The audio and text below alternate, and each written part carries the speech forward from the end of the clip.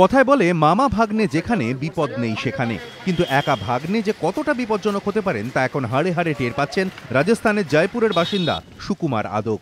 অভিযোগ, তাঁর bank account থেকে ১,১৮,০০০ টাকা গায়েব করে দিয়েছেন ভাগ্নে সুজয় কর্মকার। মামার অভিযোগের ভিত্তিতে শুক্রবার রাতে হাওড়ার আমতা থেকে গুণধর ভাগ্নেকে গ্রেফতার করেছে রাজস্থান পুলিশ।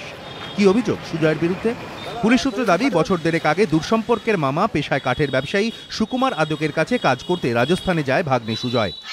পুলিশ জানতে পেরেছে, কয়েক মাস কাজ করার পর ভুয়ো নথি দিয়ে মামার মোবাইল ফোনের সিম কার্ড অন্যের নামে করিয়ে নেয় সুজয়। সেই সিমের নম্বরের সঙ্গেই ব্যাংক অ্যাকাউন্ট যোগ করে রেখেছিলেন সুকুমার।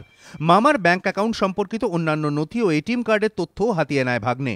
এরপর মামার সিম কার্ড নিজের মোবাইলে ভরে একটি ই ওয়ালেট অ্যাপ ইনস্টল করেন সুজয়। তারপর শুরু হয় মামার অ্যাকাউন্ট থেকে টাকা সরানো।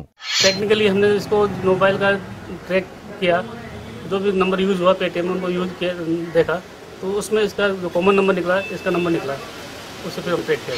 অভিযোগ, মামার ব্যাংক অ্যাকাউন্ট থেকে এভাবে ১,১৮,০০০ টাকা সরিয়ে দেয় সুজয়। মামার অভিযোগ পেয়ে তদন্তে নামে রাজস্থানের সাদোলা থানার পুলিশ। রাজস্থান ছেড়ে রাজ্যে ফিরে হাওড়ায় সাইবার ক্যাফে চালু করেছিলেন অভিযুক্ত। শুক্রবার রাতে রাজস্থান পুলিশ সেই সাইবার ক্যাফে থেকেই সুজয় কর্মকারকে গ্রেফতার করে। শনিবার সুজয়কে উলুবেড়িয়া আদালতে তোলা হয়। ৪ দিনের ট্রানজিট রিমান্ডের নির্দেশ দিয়েছেন বিচারক। সুনীত হালদার, এবিপি আনন্দ, হাওড়া।